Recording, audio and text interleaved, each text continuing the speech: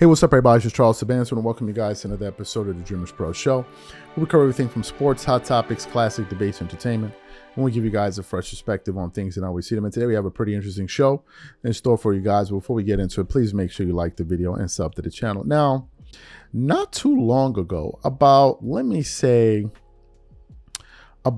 2 or 3 weeks ago, we put up a pretty interesting poll on our channel where we asked our audience. I'm actually looking for it, and then maybe we'll find it before we get this show to you guys. But I put up a pretty interesting poll 3 weeks ago. All right, 3 weeks ago there was a poll that we asked our audience, which was, who's the biggest pocket watcher in sports? And I want to show it to you. In that poll, we had 5 options. Option number 1, Stephen A. Smith. Option number 2, Stephen A. Smith. Option number 3, Stephen A. Smith. Option number 4, Stephen A. Smith. And option number 5, Stephen A. Smith. Out of the 9,600 voters, 55% of the people voted for Stephen A. Smith. 8% voted for Stephen A. Smith. 15% voted for Stephen A. Smith. 9% voted for Stephen A. Smith. And 13% voted for Stephen A. Smith. What am I talking about here? You may be laughing, but there's a reason for this. We all know that Stephen A. Smith has a history of pocket watching.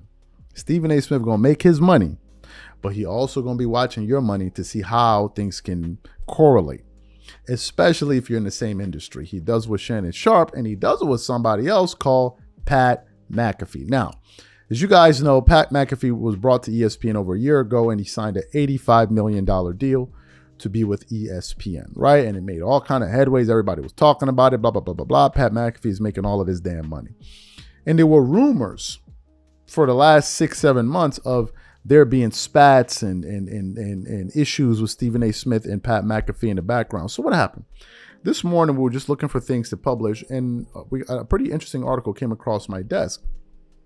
And the article says, it's from Athlon Sports, and it says, Stephen A. Smith doesn't hold back on feelings for Pat McAfee. ESPN Stephen A. Smith has never been one not to speak his mind, especially when someone says or publishes something about him he deems to be untrue.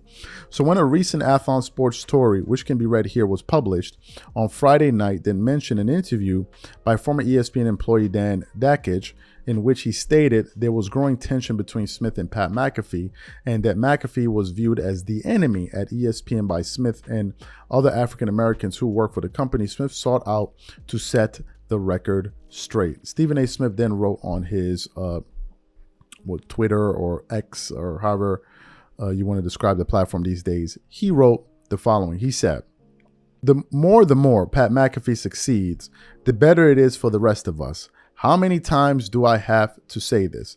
It was true with PTI. It was true with First Take before I arrived, and it's true now. There's enough legit true things to attack, so why lie? Again, straight BS. Have a nice weekend, everyone. And then he said in a subsequent tweet, on a previous tweet, he says, peeps, normally I wouldn't waste my time, but this is a flat out lie and some straight BS. There isn't a shred of truth to this BS. I root for my teammates, not against them. And I damn sure have never encouraged my colleagues to do otherwise. So that's what Stephen A. Smith had to say. Basically saying he has no issue with Pat McAfee. It's a non-story. We should pay no attention to this. What are my thoughts on what Stephen A. Smith had to say here? I think the reason why stories like this are being ran is because of what I said at the beginning of the show. Stephen A. Smith is notorious for pocket watching. He likes to couch it and characterize it as something else, but essentially that's what he's doing. He's looking at what he's doing and he says, well, that guy just did that, so I want to do that. He does it all the time on TV. He's like, I want to get where Shannon Sharpe is, and da-da-da-da. Why? Because Shannon Sharpe has he has two very successful podcasts with Club Shay Shay and Nightcap. Plus he has a gig on TV. Plus he's getting all of these sponsors. Stephen A. Smith has talked about the success that Pat McAfee has. He's talked about the success that Joe Rogan has. It's one of the primary reasons he started his own show and did his podcast and all of this, because when it's time for him to renegotiate, he wants to be paid the most. So he's been looking at what these guys have been doing and trying to model what they're doing for himself so that he could receive a major payday. So for him to say that it's total BS and yeah, it may not be that he hates these people, but does he watch them? Absolutely. Absolutely. Stephen A. Smith is an ambitious guy. Is there anything wrong with that? I don't think there's anything wrong whatsoever with being ambitious. Now he's been delving into the political arena. You see him on networks like Fox, on Fox. You see him on shows like Valuetainment and made The View and many. He did a show with Chris Cuomo. He was sitting there with Bill O'Reilly and Mark Cuban and Dana White talking politics. He wants to get into politics. He was asked recently if there was a chance for him to run for office, president, would he run for it? He said absolutely he would run for it. So the point in all of this is Stephen A. Smith is very, very ambitious. He has lofty goals. We've heard rumors that he wants to work on late night TV. We've heard all of this. We've heard all of this. I've heard shows of him talking about the way he structured his Stephen A. Smith show. That it could be digital, it could be good for YouTube, it could be good for HBO or Amazon or one of these platforms that they decide to pick. He said all of this. So, is it conceivable that it may be possible that Stephen A. Smith may have some jealousy towards someone doing better than him at his own company in terms of their salary? Possibly.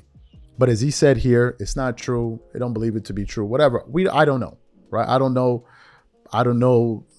the inner precincts of Stephen A. Smith's mind and all of that. We do know he's up for renegotiation, renewal, of his contract. We've heard rumors that he wants to get paid, I think, $20 million per annum. He wants to sign a 5-year deal, so $20 million deal or something like that. Given the fact that he's still on ESPN and he's doing well, I think he most likely will get that deal. I think that the ESPN will pay him, and if I'm being honest with you, they should. Does Stephen A. Smith deserve to get paid what he wants to get paid at ESPN? 100%. If that's what the market dictates, that's what he deserves. Period. Point blank. I'm not going to sit up there and hate on another man for making his money. Nah, if that's what you deserve, if that's what the market is saying you're worth, that's what you're worth. There's some creators that make a ton of money on sponsorships. And if an advertiser wants to pay them to book out their entire channel for a year, I don't know, pay them whatever the hell they want to pay them, 3, 4, 500,000, a million, 1.2 million, 1.5, whatever the hell they want to pay, let them make the money if that's what they're willing to pay. So I'm not in the way of anybody making their money. Everybody should do the best for themselves.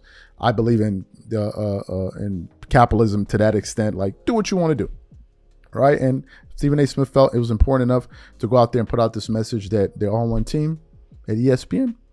It's his prerogative. So what I want to know from you guys, what do you think about this story? Do you think there's any truth to it? Whatever you guys think, please leave your thoughts and comments in the comment section, and we'll catch you guys on the next show. Peace.